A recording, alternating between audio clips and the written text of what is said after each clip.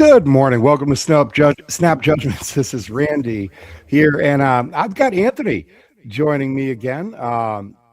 He was here a few weeks ago. You probably remember him. He's a Jets fan. We are here on St. Patrick's Day. Yay!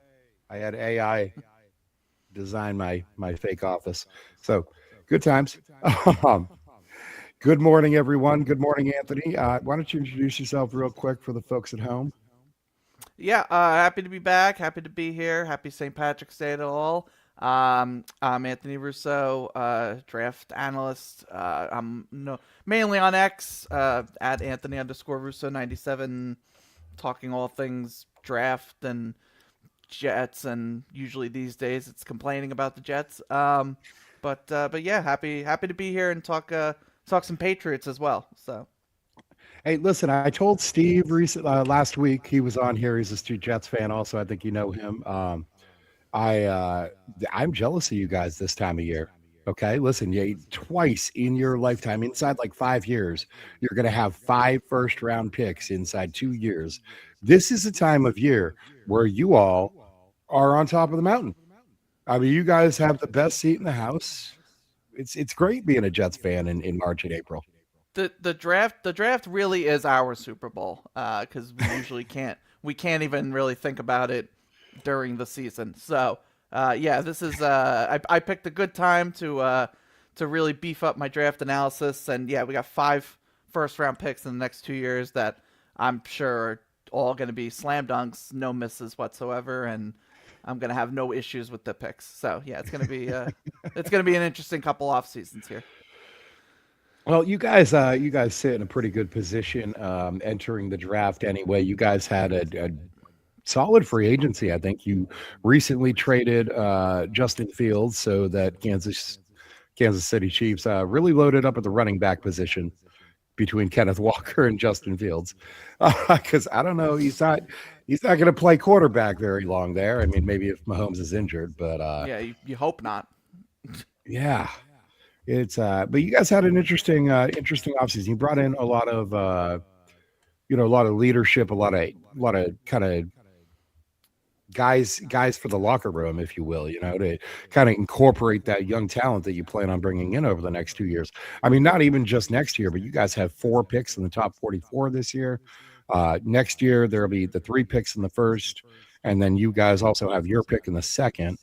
That's, I mean, eight picks inside two top 50s. And next year is a very good draft class, most consider. So you guys are really positioned well for the future. Coming out of free agency, I think the Patriots, right, obviously we're a little Patriot centric here, um, but coming out of free agency, I really think that they set themselves up fairly well too. I don't think they have a screaming need on this roster right now, and it's kind of what I talked about yesterday on my show. I think they've laid the path to select BPA at 31. I don't really think they have to go like we have to have a receiver, we have to have an edge, we have to have whatever. I mean, I really think that this draft is going to be about best player available for us. And I think your team's kind of going to look at it the same way. I think it's BPA Yeah, across the board. yeah. I've kind of now that free agency it's not over, but it's more or less over. I'm sure there'll be a couple other moves here and there, possibly some trades or something. But the way that I look at it for the Jets is, I think the second overall pick is one of Arvell Reese or David Bailey. I would be pretty surprised if it's anybody else at this point. Um, and the tea leaves kind of make it seem like Arvell Reese is the betting favorite at this point. Um, and then we have 16, 33, 44. Mm. One of those picks is going to be a wide receiver. There is just not a reliable wide receiver two option on this team right now. You hope that maybe Adonai Mitchell can kind of develop into that, but outside of him, I mean, you're looking at Arian Smith, who was disappointing last year as a rookie. Isaiah Williams isn't really a factor, and so it's really just Garrett Wilson, and Garrett Wilson got hurt last year, so they need to bolster wide receiver. And I'd probably also look at corner as being one of those picks more likely than not. But yes, they overall they brought in enough guys and veteran contributors that it does feel like they've given themselves some flexibility come draft time, and potentially, if they're going to try to move around with some trades, trading for picks, trading back, or maybe trading up from 16 if they really like somebody they want to get. That's on the table also. But yeah, the Jets are in about probably as good a position as you could hope for in terms of what they're able to do now for the draft. And the Patriots are similar, obviously, just a much better state of the roster and state of everything right now for them. But yeah, they I think edge and interior offensive line were sort of the two big issues that I have, or that I had coming into free agency, and they obviously got Elijah Vera Tucker from the Jets. They went and they got Draymond Jones. So you've given you've given yourself something there. AVT obviously has his extensive injury history, and I don't think Draymond Jones precludes you from getting a pass rusher that if you really like one at 31. I think that's still on the table, but yeah, the Patriots can definitely go with more of a BPA approach as well. I would probably still say pass rush is the pick, whether that's interior defensive line or edge is where I'd go, or wide receiver. Those kind of feel like my two personal where I'd go for the Patriots, but there's options for sure.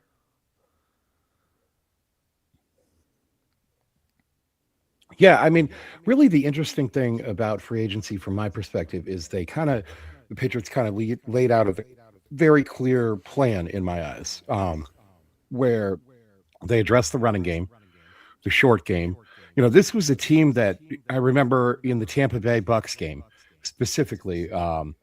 They lined up on the 1 yard line, and they faked a sneak, right, with Drake May, where he kind of kneeled. They were trying to run off time. It was near the end of the half. They were playing, you know, with the clock a little bit, and playing with a little bit of fire there too. Actually, it could have really backfired. It ended up working out okay, but they tried to run it in on successive plays and didn't get anywhere. And I mean, there were several times throughout the year. That's the one game that I specifically like outright remember.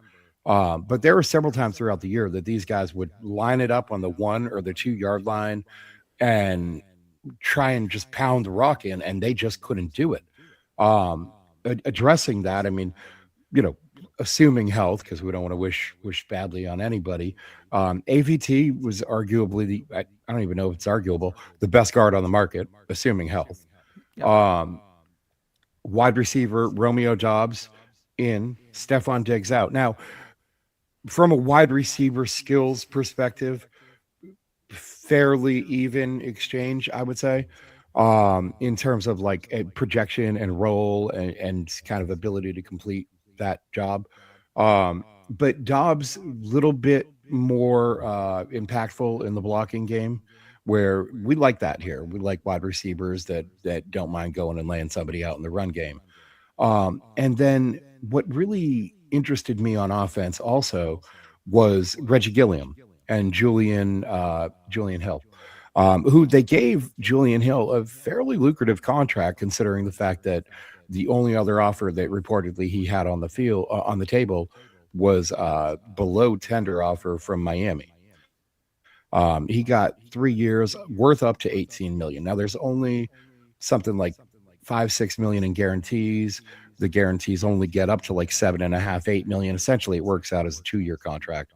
But they really addressed the run game issues, the short game issues, and also I think the red zone issues. Heard reporting that 20 of 23 of Romeo Dobbs' touchdowns, not last year, but I think over his career maybe, were within the red zone.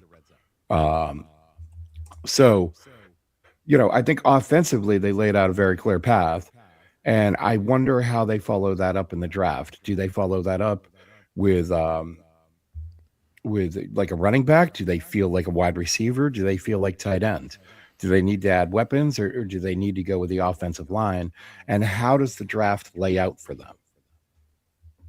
Yeah, I mean, I guess it kind of, the running back conversation. I guess it kind of just depends on also just how you feel about Trevion Henderson. If you think there is a way, I mean, you took him what 36, 35, something like that.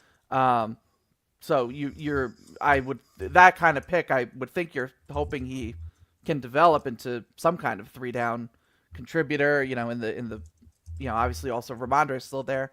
So I don't know if you are going to take running back that high if you have still those two guys. I mean, as I said, I think wide receiver is still a top need for the Patriots at this point. So I don't think I like Romeo Dobbs, but I still don't think there's a true wide receiver one on this team right now. So I would still look at Denzel Boston if he's there. If you're still looking for size, you could go like a Ted Hurst. That feels a little rich for me. Or Bryce Lance, I love, but I don't know if he's a first rounder for everybody. You could also, I mean, there's the Jeremy Bernards of the world. Omar Cooper if he gets there, but I don't think he will at this point. So I'd still look at wide receiver, or again just like beefing up the pass rush. Because I also I don't think a tight end's gonna be there that you'd take at 31. Like I don't think Kenyon Sadiq gets there. If by some act of God he did, that's a conversation that I think is interesting if you're the Patriots. But I don't think he does. So yeah, if the pick is offense at 31, I would take a receiver, and even if the pick's not offense there, I still think receiver has to be. I don't know their draft capital offhand, but if they have second and third round picks, that one of those has to be a receiver. Yeah. Yeah, I mean, just so refresher for anybody that's not, Patriots currently hold their own first, their own second, their own third, their own fourth, and somebody else's fourth. I don't know whose it is. I know it's number 125. So they pick at 31, at 63, 95, 125, and 131. That's the first four rounds. That's kind of what I'm really keying in on right here. Rounds 5, 6, and 7. Not that you're not going to get quality players there, and we have 6 picks in those 3 rounds, but really for the sake of listeners and so forth, I'm keying in on the first 4 rounds, I guess, which is our first 5 picks. Now, round 1, like I said, I think that we really could go BPA here, and I think that the way I see the board lining up often is that offensive tackle is one of the more valuable positions in that range that we could take. I do see guys like TJ Parker available in that range sometimes that interests me and I think is worth a first round pick. Um, but more often, I will see guys like Blake Miller, Max Ihanakor. I really hope we don't draft him because I'm tired of saying that name a lot. Max Ihanakor. Uh, yeah, I'm not even sure I'm saying it right, to be honest. I think And Ihanachor.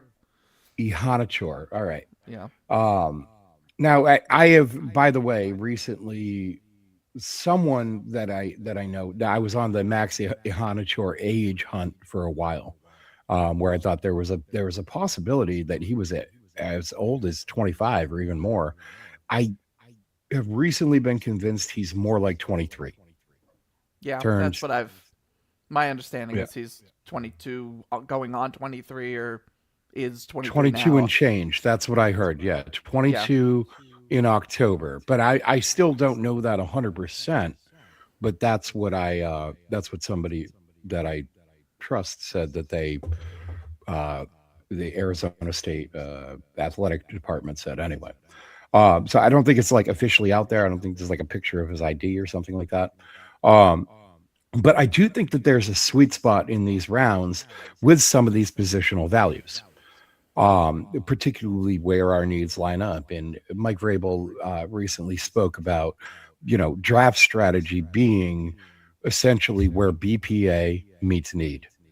And so I'm kind of looking at that throughout, the consensus boards, if you will.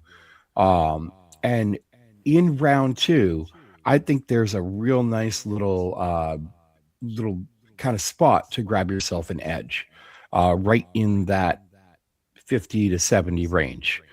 What do you think about those guys and how they're projected? I'm looking specifically at guys like Malachi Lawrence, R. Mason Thomas, Romello Height, Derek Moore, Gabe Akis, Anthony Lucas. Yeah, There's so probably more that I'm forgetting too, but yeah, I mean, there's the Romello Height, depending on how you feel about him, Zion Young. There's a lot of these like day two talent edges. Um, and I guess some people would put even like Akeem Mesidor in that category, but I think he's a better player than those guys. The question with him is really just age and medicals. But I I I just think edge is too valuable that even those guys that you listed, because I agree from a just where they are on my board that a lot of them are in that, you know, just outside the top 50 or even teetering on like being outside the top 75. But I just think the league values it too much. I think Malachi Lawrence is in play to go first round. I think Zion Young's in play to go first round. I think again, like the Cassius Howells of the world, our Mason Thomases of the world. I'm not saying I necessarily agree that they should go first round, but I think because there is sort of this vacuum of these edges that grade out pretty similarly. If you're a team like Seattle or the Patriots, or like the Raiders picking at the top of the second round, and you have a guy that you want at edge that you believe in, you're gonna take him, yeah, to beef up your edge rush room. So I think these edges generally are gonna go higher than we collectively think they should go. So if the Patriots are picking, in outside the top 50 with that second pick, wouldn't I wouldn't necessarily count on like if just for argument's sake, if they are big Malachi Lawrence fans and they hope that he falls to that 50 spot, I would maybe say if you really like him, just take him at 31, and maybe it's a reach. I wouldn't take him 31 on based on my board, but I don't think I would bank on him lasting another 20 spots, and I would say the same for again like Zion Young, R. Mason Thomas, all of these guys. I just I wouldn't I don't know if I trust the league to just let these edge rushers fall when that's like other than quarterback, your pass rush is the most important part of your football team. yeah, no, I mean that does make sense. Let's talk specifically about some of these prospects. Like you had mentioned Romello Height, depending on how you feel about him, you said.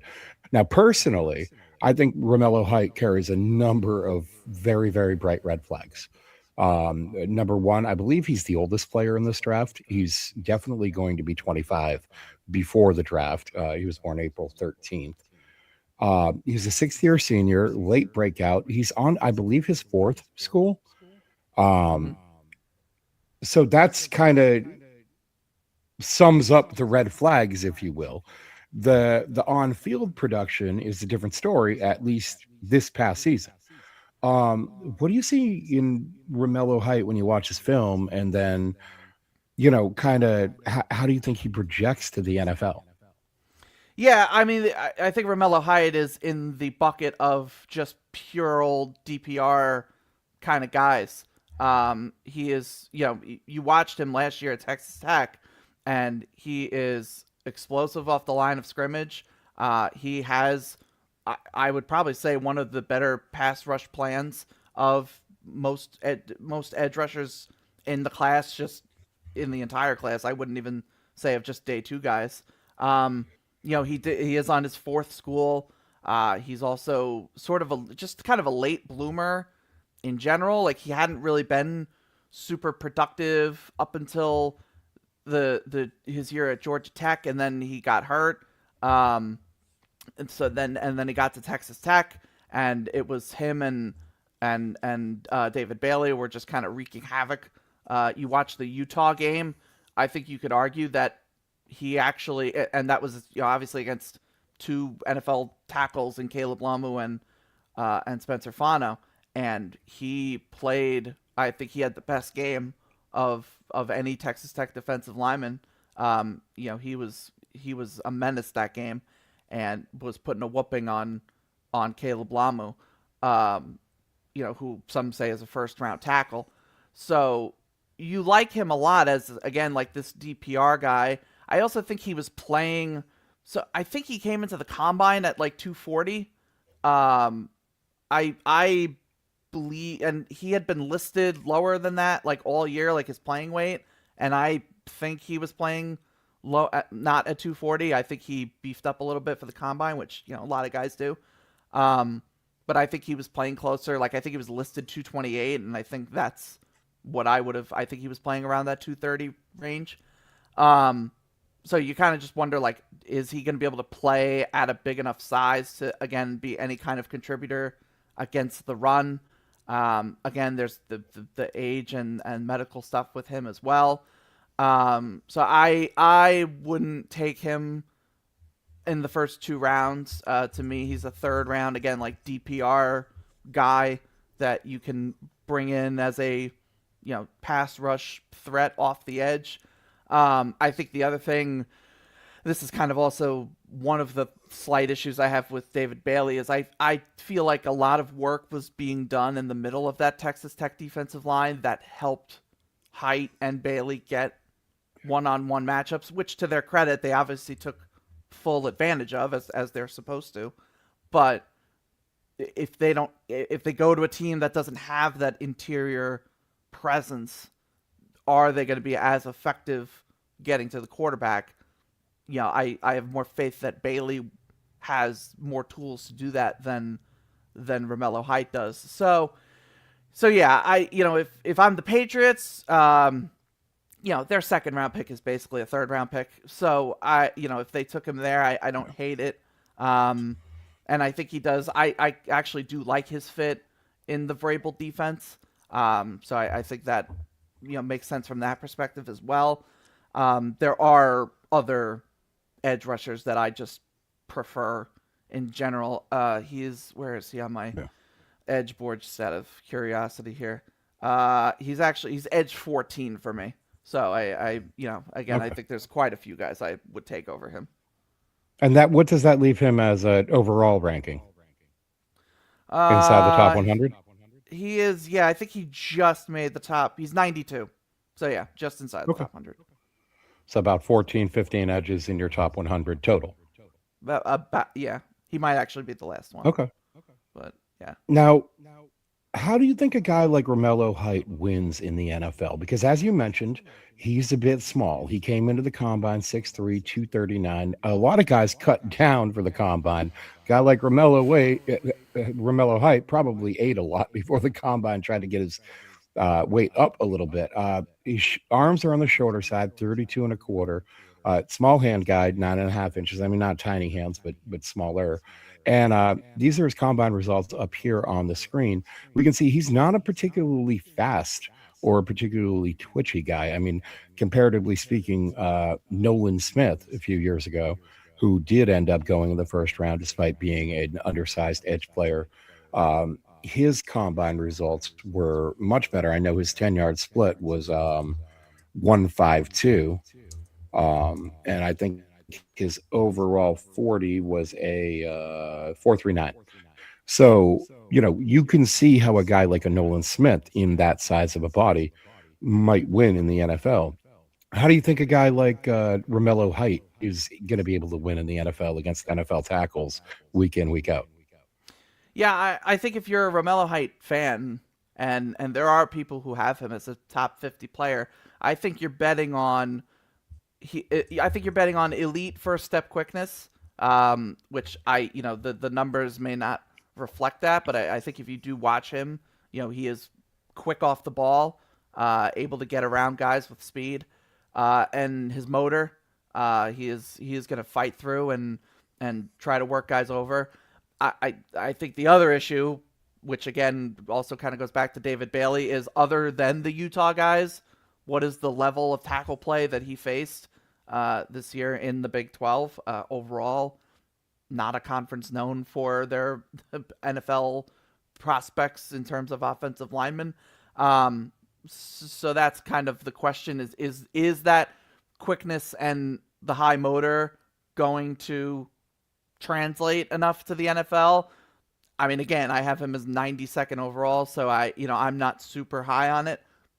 But again, I could see the path to where like just DPR come in, maybe have you hope for like 5 to 7 sacks in a year if you can get him in blitz packages and NASCAR packages and stuff like that. So I think again it's going to be the explosiveness and the motor that will be his two sort of defining things if he's able to be successful in the NFL.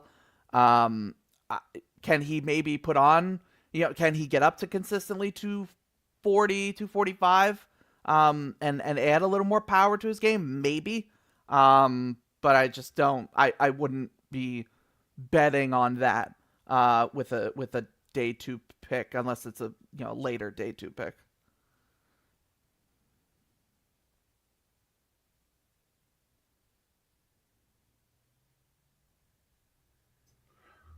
Sorry, my mic was muted. Um, no, I think I'm with you. I would certainly be concerned about using a high draft asset on a player like that, with all of those red flags and kind of the issues projected going forward.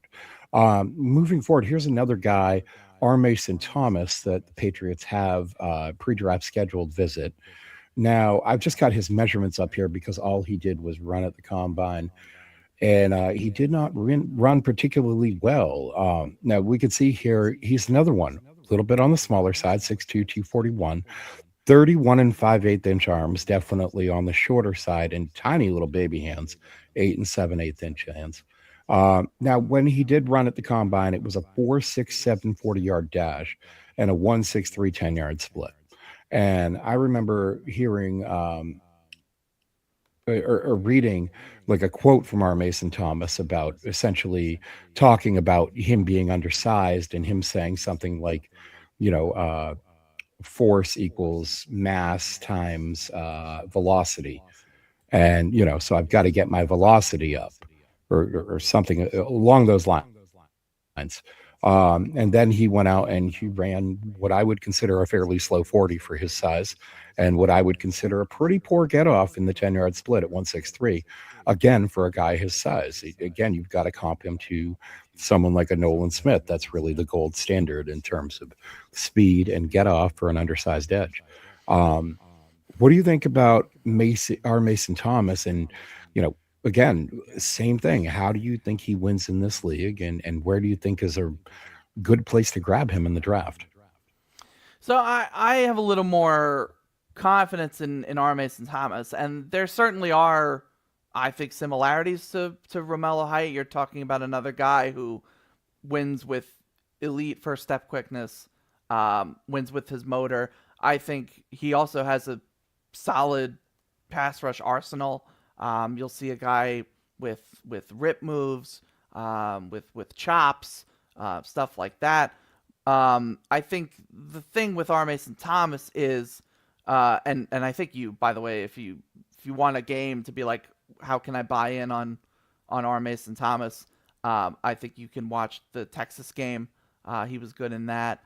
But I'm a little more, what's the word, optimistic, I guess, of his ability to be a 3 down guy. The length is not great. The overall physical, just the frame, is not great. But I think he is a little more, he offers a little more at the point of attack and is able to set a harder edge than I think of Romello Height is, more consistently. So I'm willing to, I at the end of the day, I think he is a DPR, and I think that is his role in the NFL. I don't think you're putting him out there to be a edge setting or run or edge setting defender against the run. Like that's not why you draft him. You draft him for the pass rush upside. But I don't think he's like as just a nothing burger against the run.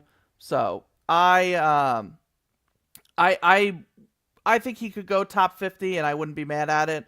He's another one too that I would say fits the Vrabel defense pretty well as sort of that outside linebacker, off the edge. So if the choice is between R. Mason Thomas and Romello Height, I take Thomas, and I feel pretty good about it. But the length and the physical measurements as a whole are concerning. I will say too. I mean, let's not put all our stock in combine measurements because I just don't.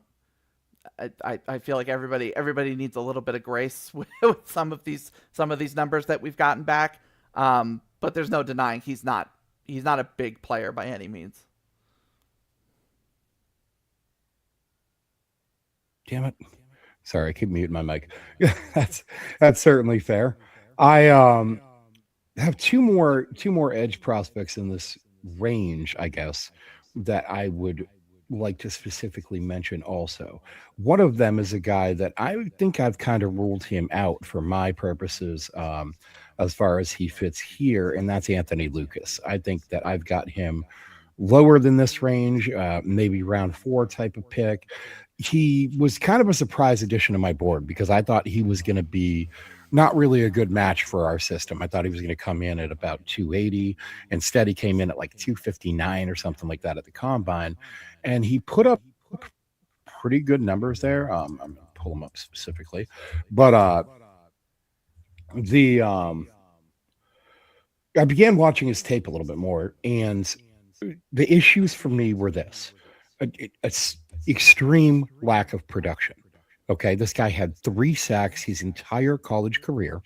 They were all last year, and I'll outline them for our viewers. One was against Nebraska. Rayola held on to that ball for like a half an hour, and Anthony Lucas finally got to him. Okay, but it was like Rayola was trying to let him get to him. He was holding on to that ball for so damn long. The other 2 were in the opener against Georgia Southern after their starting left tackle went down. It was against their backup left tackle in the opener against an easy team. So these are his only 3 sacks in his entire college career. I also didn't think he was great versus the run. And I got to tell you, I'm going through his tape, and I was watching the USC Oregon game, and man, Jamari Johnson just manhandled him. Okay, a tight end who just one play literally just threw him to the ground. The next play totally handled him completely on his own. And at that point in time, I was just like, look, I'm out on this guy. I'm good. What do you think about Anthony Lucas, his projection to the league, and how he's going to fit in? Yeah, so I've had a bit of a saga, if you will, with Anthony Lucas, because I watched him in summer scouting, the last August, and I thought this is somebody that, if it all gets put together, is a possible first round pick. Because from a measurable standpoint, checked every box. He was like 6'5" in the 275, 280 range. This was someone who got hurt the year prior, when I had then watched him, but when he was on the field, he was violent, powerful. There's that one clip that went viral when he played LSU, where he's coming off the edge. It's a run play, and I think it's a guard is coming over on a zone split concept, and just Lucas just knocks him down like a bowling ball knocks over a pin. It is a nasty, talk about setting an edge. So that was a fun clip, and again he had that violence and that power that I thought that if he could develop more as a just pure pass rusher and can consistently win with speed to power, and be that kind of guy for USC, that again I saw first round potential. Uh, to your point, that didn't pan out. Um, and so now he's kind of done this thing where I don't know if this is like just his coach's advice or if this is just sort of what he's decided to do, but he's basically shed 20, 30 pounds, something to that effect. And now was 256 at the combine, and now it feels like is at least reinventing himself physically to maybe add more, just burst and explosiveness, which I think is a good thing because I think you were, originally when you were looking at him, you were looking at him as a like true four-man front defensive end, potentially that could even kick inside in some looks, and be that physical, powerful guy. If he's able to keep the power that I think he still has, and add explosiveness and add some burst off the line of scrimmage. I do think he still needs to just develop more as a pass rusher with his pass rush plan, and I think his hands can just kind of get a little nothing. He just does nothing with them. I want to see more activity with his hands on a consistent basis, but if he can maybe reinvent himself a bit and get with a good defensive line coach and some good mentors, some good player mentors, I would be very, I wouldn't mind throwing a late day 2 pick on him just because again I bought in over the summer as like I think the tools are there. I just think he didn't quite get to use them. I also didn't love how USC used him at times. Like sometimes he's lining up as like a linebacker, like a true linebacker off the line of scrimmage. And sometimes they got creative with their blitzes. Like that one of those Georgia Southern sacks, he's lined up as like the middle linebacker and just like blitzes through the middle of the offensive line, and is able to make the play because for a guy who was 280 pounds, he's actually moving pretty well. So like there's flashes where like I think there's a potentially really good player. It's just the flashes are just way too far in between to bet again anything more than I would say like a late day 2 pick. And if he fell to day 3, I certainly wouldn't be surprised by that. But I think there's intrigue. There's intrigue there that an NFL team I think will bet on. Yeah, I mean, when we talk about the weight gain and the weight loss too, I think a lot of times what people don't realize is that players, particularly at the edge position where you need to gain or lose depending on where you're lining up most of your time, it kind of like what skills you're depending on. But sometimes a lot of these colleges will ask players to gain weight or to lose weight. And so they come in and they're playing at a weight that they're not comfortable at. And I think we saw that last year highlighted with the Texas A&M guys, right? We saw Nick Scorton, who played at a heavier weight at Texas A&M, a lighter weight at, I believe it was Purdue he played at before, right? And then he came to the combine at that same lighter weight. And we saw Shamar Stewart also come to the combine at a lighter weight than he played at Texas A&M. And I just wonder, is this where how Anthony Lucas sees himself? He sees himself as he should be a lighter, quicker edge. That's how I saw him try to play too. I didn't see him lean into power, and I didn't see power be incredibly effective for him. I saw him constantly trying to kind of shake and shimmy his way past tackles and past offensive linemen. And I wonder, do you think he played at the listed weight? I mean, often colleges will just list a weight or list a height that they think sounds good, right? I don't think a lot of times the listed weights and heights have anything to do with what the guys actually play at. Do you think he played at that 278, 279 listed weight, whatever it was? Well, colleges certainly lie. I don't disagree with that. But he was like his Shrine Bowl weight was in the 270 range. So I think he was 270, maybe not quite 280, but like in the 270, 275 range. because again, USC kind of like that's how their edges are mostly built is sort of those bigger, taller and stronger kind of builds that you see in like traditional four-man fronts. So yeah, I believe that he's in the 270 range, and I think that was also what his Blesto weight over the summer was like in the like 272 ish.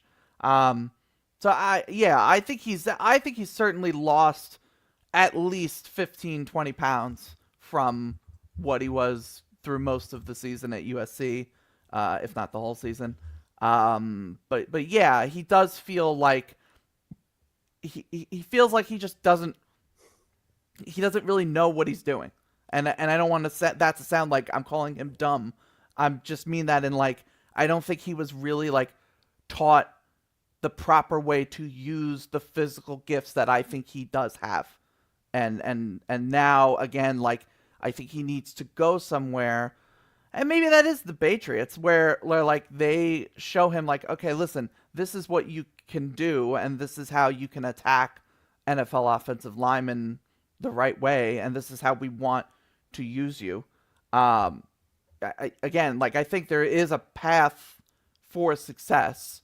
It's just maybe not as straight as most other edge guys that you could even get on day two.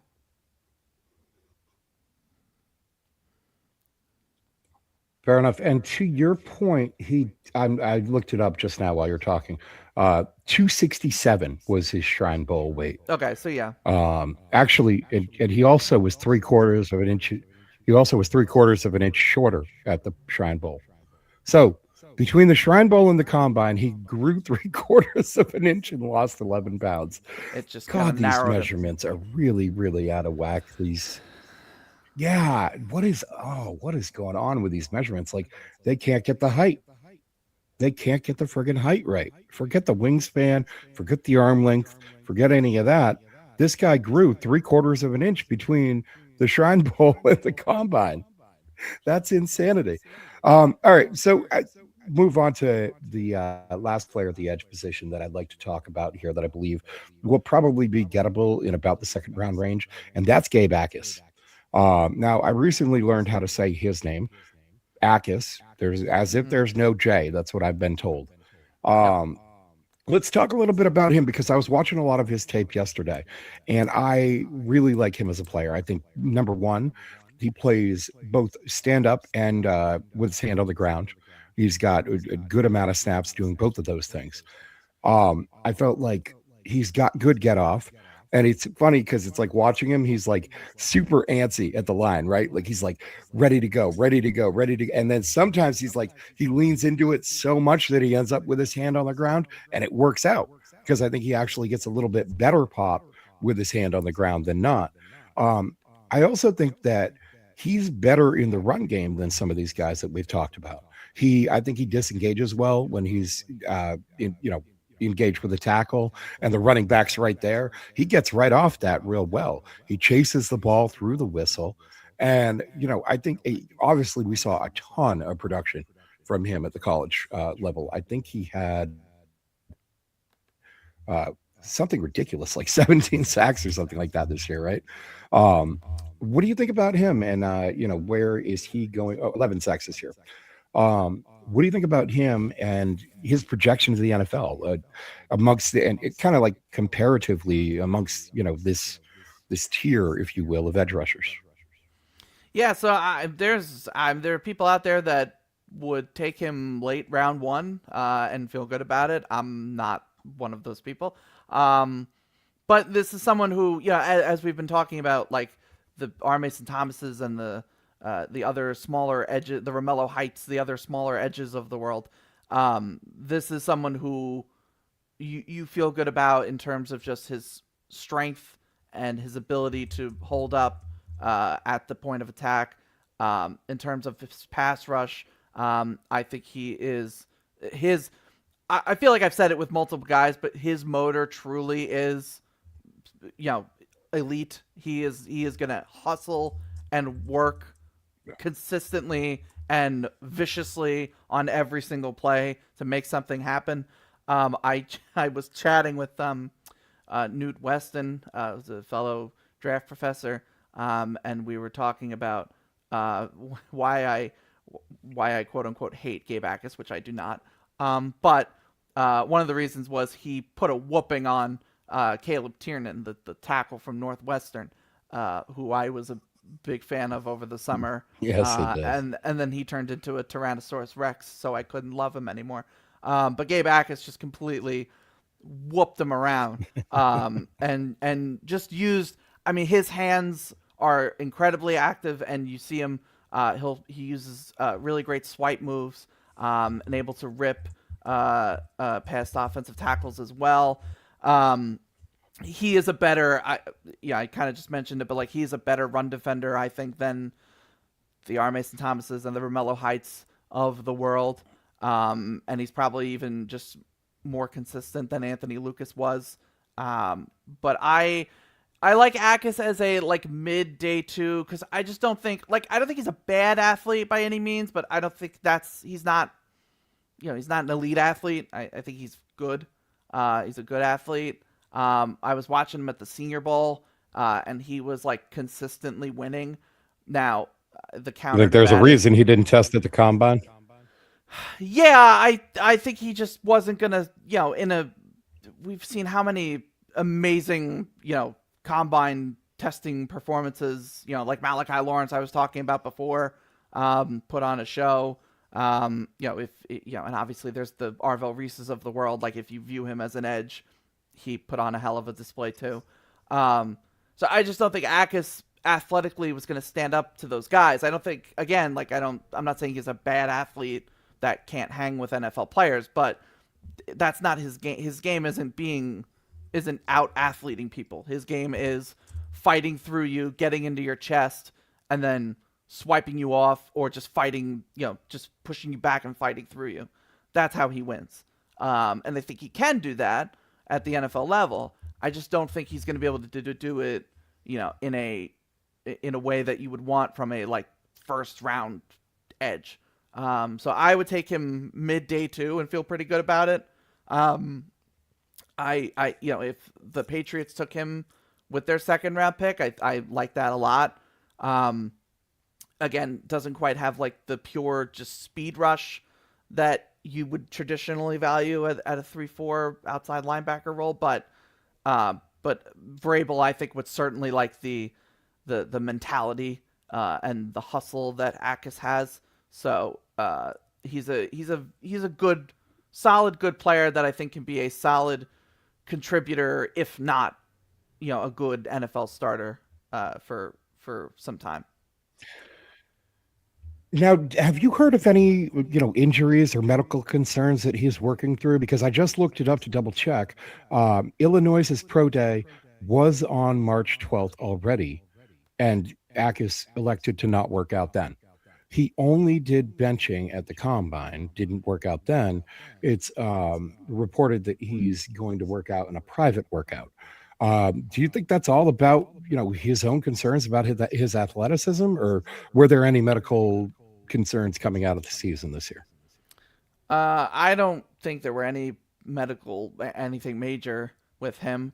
I feel like a lot of guys have been not doing pro day stuff. Like I just saw, was it Jonah Coleman? And well, Denzel Boston didn't run the 40 at his pro day, and then I think Jonah Coleman also sat some workouts. So I chalk it up to there's this weird culture influenced by agents that are telling players to not do things that they may not be great at, when in reality, and I'm just one person, I'm not an NFL team, having this discussion, but I would almost rather a player run a 40 that I don't think is a great 40, but maybe is like fine or adequate, versus like they don't run and now I just kind of have to assume the worst because you didn't run, and so that makes me think that you'd suck. So like if Denzel, I don't want to like stray from Gabe Akis, but like if Denzel Boston ran a 4.55 40, that's not great, but like it's fine. But now that he didn't run, now I have to think, all right, well maybe he was going to run a 4.65, and now I have to like view him, Right. not completely differently, but like I have to take that into account. So the same, maybe it's Gabe Akis, maybe he wasn't going to have the 10-yard split that we would look at and say, oh, that's a little concerning.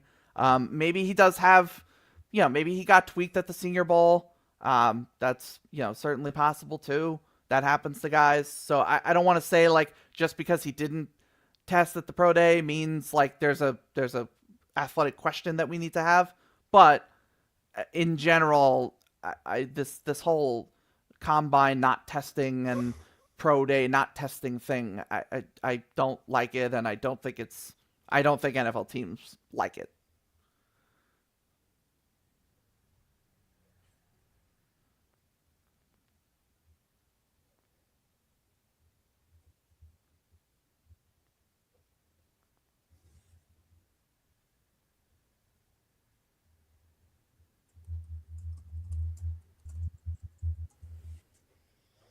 Yeah, no, I'm with you. And, I understand it makes me a little bit old school and what have you. But I want a guy with that competitive gene that wants to come in and win and isn't worried about looking bad, that just wants to come in and kind of kick ass. Um, but I thought that whole point on Denzel Boston, give me 1 second here, uh, transitions us well because what I'd like to do is touch on this third round wide receiver grouping, if you will, here. Now I see, and I'm gonna have to make it bigger to see it on my screen, so I imagine everybody's gonna have to do that. So my apologies. It's very small writing, guys. Um, but if you look into this range here, there's a number of guys that I would be interested in. And this is copied from the consensus board listed over on PFF. So, look, this may not be where they go. This may be where they go, but this is the consensus board right now. And I think it just kind of highlights what I'm talking about with this range in kind of the third roundish, where you can get guys, maybe a Ted Hurst, maybe a Malachi Fields, a Jacoby Lane, Caleb Douglas. Maybe third round is a little high for Caleb Douglas. Elijah Surratt, if he falls. Dejon Stribling is a guy that I honestly haven't watched a lot of. Reggie Virgil, very popular in mock draft circles. Um, I guess, what do you think about this range, the third round range, rather, with that 95th overall pick? And again, the Patriots are loaded up on day three picks. You have 4 6th round picks. So the real reality is they could move up easily from 95. So consider, I guess, 75 to like, 105, 110 in that range. Um, how do you feel about the wide receiver talent in this class? Yeah, so I think I would be pretty happy with a lot of these names at 95. Um, I mean, Bryce Lance, I love him. I don't need to hit on that point again. Notice how he's top of the list, though, is all I'm saying. But Antonio Williams is a very solid, player that I think if he was healthy this year for a full season, probably doesn't make the third round, to be honest, and honestly might not anyway. Um, Elijah Surratt is a fan favorite of some. Randall Slifer, another draft professor, is very high on him. And he's your classic X receiver. Keenan Allen is the comp for him that I think everybody's kind of attached to, and it makes a ton of sense. The speed guys like Branch and Burks. Again, I personally think the Patriots need some size, a little more size at the receiver position. Yeah. And ideally, it could be a bigger receiver that can also stretch the field vertically, like a Ted Hurst from Georgia State. I think he'd be a great pick at 95. Malachi Fields, another big contested catch guy that had a really great Senior Bowl. People have been putting him. Daniel Jeremiah put him round one in his mock a few days ago, and Yeah. I think we are jumping 18 sharks with that kind of talk. But you want to 20, 26th 90. overall to Buffalo, right? Yeah, I think yes. So yeah, 95, no problem. 26, I would have a lot of questions. Is all I'm saying. But yeah, there's a bunch of guys on that list that like they have a role. Like I think they have a specific role in the NFL. Like CJ Daniels is again like your bigger kind of X receiver that can win on the outside in one-on-one situations. Jacoby Lane is very much that too, and I I was never the biggest Jacoby Lane guy, and I understand why he's fallen. I think 136 is a little overkill. I think we're overcorrecting a little bit. Like, I he should probably still go top 100. 136 feels a little too much to ding him. Um, but there's some guys on this list too. Like they probably are day three guys. Cyrus Allen had a really good Senior Bowl. He's a fun option. Eric McAllister is like you see the sort of appearance of a wide receiver one. He just kind of needs to put a lot of he needs to like really develop and like really clean up a lot of parts of his game. But like the appeal of being a future wide receiver one, like I think is there with him. Brennan Thompson obviously is just fast, which is like not a bad thing, but like if you need speed, that's your guy. So this list sort of I think just highlights like yes, there's the guys at the top like the Cardinal Tates of the world and the Jordan Tysons and the Makai Lemons, like they're great, I love them, whatever. But you could certainly find a quality wide receiver option on in the later day two range, the mid to late day two range. Like and this group, everybody here kind of again has their role, but if you're a team like the Patriots, like it'd be great to get a wide receiver one, but you have guys that work in your offense, and so if you can get that bigger vertical field stretcher that Drake May can just uncork and launch it up to, and that guy can win over the top with size and speed. I think that unlocks a whole other part of the Patriots offense that keeps them in the Super Bowl conversation. Okay. Yeah, I mean that makes sense. And like I said, I just really think that third round is kind of a sweet spot for some of these guys where you can get some good value there. Talking specifically about some of these guys, and I think this is a great case for what we were talking about. Are you better off working out and giving us a poor workout? Are you better off showing up and showing up poorly or not showing up at all? And Malachi Fields, you mentioned him. Great Senior Bowl week. Um, Maybe should have skipped the combine entirely. Um, Absolutely. Look, you could see the measurements up here on the screen. 6'4", 218, good size, short arms and very small hands for a man of his size. Um, and then here are the testing results. A 4.6 140, a 163 split, 38-inch vert is not terrible. 10.4 broad is not terrible. Three cone is under 7 seconds is a 20-yard shuttle. Honestly, I don't have a lot of comparison for that right offhand. But I what I can tell you is that the 40-yard dash disappointing. I was hoping it would be. I mean, I look my like 4.5s would have been fine. 4.55 would have been fine. Anything like 4.50 or 4.49, I would have been dancing in a little jig for Malachi Fields. A 163 split is not acceptable for a wide receiver, in my opinion.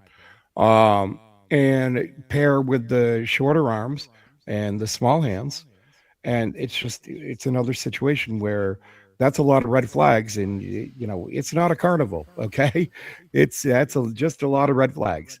What do you think about Malachi Fields? His kind of the way he's worked this process. And again, this is a perfect example of the guy who he showed up, he worked out like shit, and should he have just stayed home, or are you happy that he showed up and showed you what he got, and it kind of you talked about being comfortable with him at 95, so Yeah, I think my just main argument would just be like if in theory like he didn't run and didn't test, like wouldn't we just assume 4-6 anyway? Like I kind of like again that's kind of my point is like if the guy doesn't test, I think we just assume the bad number anyway and the bad testing anyway. So if you test and you put up a bad number, and I agree with you, like 4.61's not great, 1.63 is not great.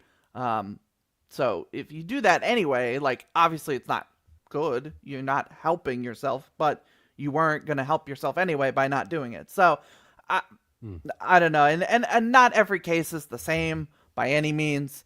But I just again overall, and maybe I'm just sick of guys just not testing in general. So maybe I'm just Yeah. being bitter about it. But I would say just test, and if it's bad, it's bad. And you'll figure it out. But the point I would also just say just about Malachi Fields in general, like if you're a fan of Malachi Fields, and again, obviously Daniel Jeremiah putting him 26, I think proves that there are some fans of his out there. I I don't think you like him because of like how fast he runs. Like you like him because he's big, he's physical, he can win at the catch point, he can box out smaller defensive backs, he can track the ball in the air and can make plays on the ball. We talked about the Senior Bowl, like that one Taylon Green overthrow that he actually wound up catching. It was probably one of the three best catches of the weekend, and or the week, and he, again, like showed like his catch radius Yeah. and his ability to again win those contested, deep ball, jump ball situations. So I again, yeah, I would take him if he's the pick at 95. I'd be fine. Or like if he's the pick at 103 for the Jets, that's fine. I'm good with that. There are probably going to be other receivers on the board that I would prefer. And again, it's also kind of just about the role that you're asking a receiver to fill. But he's a good player that I think can find a role in the league and last for some time. Is he No, let maybe a me. guy that? Yeah, go ahead. I was going to say, let me challenge you a little bit on this. Now, it's good to show up, even if you work out poor, right? But you would prefer somebody who shows up. Now that we're just talking about workouts there. What if, hypothetically speaking, you were, say, I don't know, a wide receiver that played at a school like, oh, I don't know, let's just pick one out for random, North Dakota State, and you were invited to all-star games and you dodged those. Yeah, see, that's not. I think that's not good. That's not because that's the whole Okay. point. That when you're a small school guy, And for if those Bryce, not following, we're talking about Bryce Lance specifically. Okay. yeah. So if Bryce Lance had decided I'm not going to test at the combine and I'm not going to do a pro day, which I don't think North Dakota State's done their pro day yet, but if he decided no, I'm not going to do any testing, I'm not going to run 40s, whatever. Bryce Lance doesn't go in the top 100 picks. Like he just doesn't. Well, Like right. you're But what worries me about him is the dodging the actual competition. Like, is he an athlete? For sure. Is he a football player? Because yeah. when the football was being played, he didn't want any part of that Shrine Bowl, right? And it was just the Shrine Bowl. It wasn't even the Senior Bowl where you get the better prospects, but it was the Shrine Bowl. He had an invite. He accepted that invite, and then he did not show. And there was not a medical reason that I was aware of. I Yeah, didn't think I anybody needed that more than Bryce Lance. What do you think about skipping on those sorts of competition opportunities? yeah, and I don't know of I don't know what the reason was that he missed it. If there I mean if there was a medical thing that popped up that we don't know about, or if there was another reason, I don't know. I certainly don't think that I agree. Like those games, those all-star games matter the most for small school guys like the Ted Hurst, at the Senior Bowl, and Cole Payton at the Senior Bowl. Like, they are now day two targets, potential targets, because largely, I think, what they did at the Senior Bowl. And you think back to like the Yeah, the Gray John Tables, Carroll kid. the right, Tyron Montgomery wasn't. I don't never mind, not on top 100 picks. He wasn't. People didn't even know who he was. So like, Yeah. now he's I don't think he still goes top 100. He probably still is a day three guy, but he put himself on the map with the Senior Bowl performance. So I agree. Like, yes, the small school guys specifically, those all-star. If you get the opportunity to do those all-star games, that certainly matters. I don't know, again, I don't know enough about why Bryce Lance didn't play in the Shrine Bowl to say, like, to fully just like knock him for it, as sort of like avoiding competition or whatever.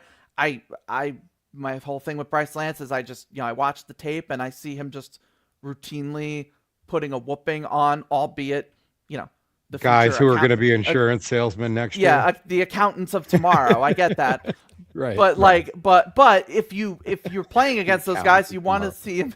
You want to see him whooping them, and he routinely did that. So I feel good enough about his performance against those caliber of players to, I'm not super worried about like the elevation of competition. It's certainly a factor, but I'm willing to bet on. And again, and also just his combine was even better than I anticipated it would be. Yeah. So that was a checkbox that I didn't think he was going to have for me. But I agree. Like, yes, the not doing anything at the Shrine Bowl isn't helpful, but I'm still willing to just bet on everything I've seen and heard about him Well, as a player. let me ask you this. Do you think his current projection, about third, fourth round, if you will, maybe, but for most people, what was the consensus, had him 62 or something like that overall, right? Do you think that that current projection is already including kind of an assumption of the worst?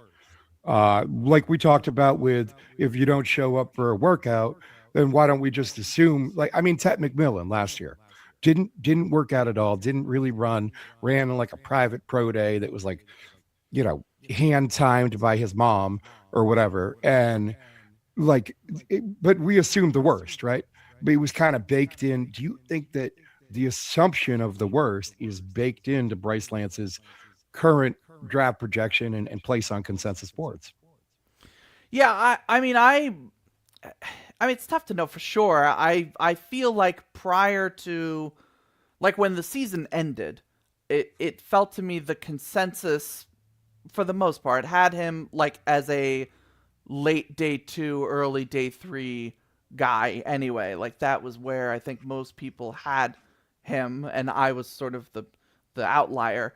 And I think now with this combine testing, I think he's. I mean, you saw he was 62 on the PFF board. Like, I think now more people are entertaining the mid day two, can he crack round two kind of discussion with him. So yeah, I mean, I guess the answer is yes, that they're kind of just, quote unquote, assuming the worst. Like, they all they have to operate on is his tape and his combine testing, and if whatever he does at whenever the pro day is. So you're that's all you have to work on, and tape is king, as it always is, and I think his tape is very good. And you brought up Tet McMillan. Tet McMillan did not test well, still went 8th overall, and still was rookie of the year. So the testing is not gonna triumph what we know of them as a Right. player. But I would be pretty shocked if Bryce Lance fell out of the top 100, and I think he's gonna go top 75 if I had to guess. Yeah, and just since we keep referencing the Bryce Lance testing, it was pretty amazing. We're both here to tell you The 4.34 40, 1.53 split, both very good numbers. Vertical jump of that's not showing up clearly on my screen, but 41 and a half. And the measurements were good too. Um, so look, we're going to move along here because we are needing to wrap things up.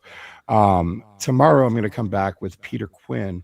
We're going to talk about the cornerback depth and the interior offensive line, particularly in the fourth to fifth round range. Um, and we're going to talk about if there's another quiet need nobody's really talking about, which is tight end. Tight end one, maybe, definitely tight end two, for sure.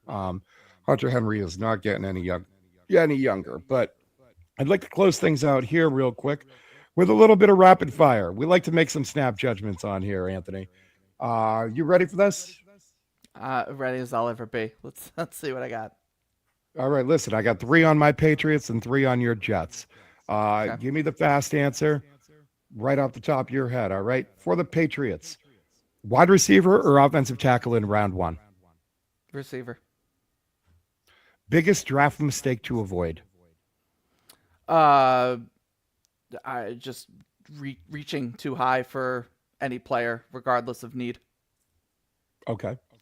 Ideal fit for a prospect for this Patriots team. Any prospect, any range, any position. If you had to pick one guy and you were like, that dude fits on the Patriots, who would it be? Let's say. Let's say. I'll say our Mason Thomas for the Patriots. Okay. And now we flip to your Jets. Most likely targeted too. It's Arvell Reese. Arvell Reese. Okay. Now it's 16. It's probably a receiver. I would say Mekhi Lemon is Mekhi Lemon. Okay. You are high on Mekhi Lemon, and Mekhi Lemon is high on who knows what. Do you go do you guys go quarterback at all this year? Or do you just roll in with Geno Smith, tank commander, and say, call it a day? In the top 50, I don't think they take a quarterback. I think they take one on day 3. Okay, so you do think at some point in time they take one. Yeah, as like a dart throw, developmental, see what he's got. But no, yeah, Geno Smith is starter week 1. Gotcha. All right, guys. Well, listen, that's it for today. Tune in tomorrow. Peter Quinn, also from Draft Professors, a Seahawks guy. He's been on a couple times surrounding the Super Bowl. He's going to come on in here. We're going to talk about some 4th and 5th round options that fit where the Patriots, what the Patriots need. Basically, again, we're spending all week exploring where BPA meets team need. Anthony, why don't you, we're going to throw it in the description later on today, but his X handle and all that. But if you just want to throw all that out there, where people can find your work, what you're working on, what you got coming up, everybody go follow Anthony. He's got some good stuff, always putting out content, different places and so forth. So make sure to check him out. Where are they going to do that? Find me on X at Anthony_Russo97. Link to my Substack is also on my X page. You can find more sort of deep dive stuff there. And once a week on the Draft Professor podcast. And I appreciate you having me on again. Hey, we appreciate you making time, coming in and giving us your thoughts on some of these prospects. I really love an outsider perspective, especially as far as how it fits with the team and all that sort of thing. So thanks again. Thanks everybody for joining us. We love you all in the chat. Always look forward to seeing chatter and talk back and forth. Make sure to like, make sure to subscribe, tell your friends, tell your family. This is a great time. Hit that